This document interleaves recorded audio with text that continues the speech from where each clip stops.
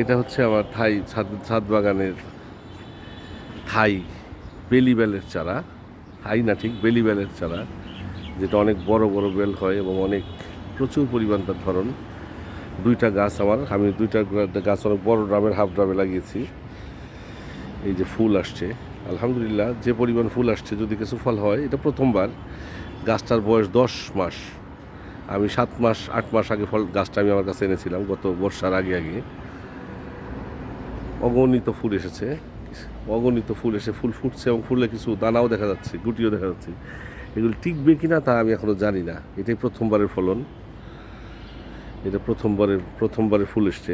ইনশাল্লাহ আশা করি হয়তো 2-1টা ফল টিকে যেতেও পারে। না টিকলেও কোনো সমস্যা নেই।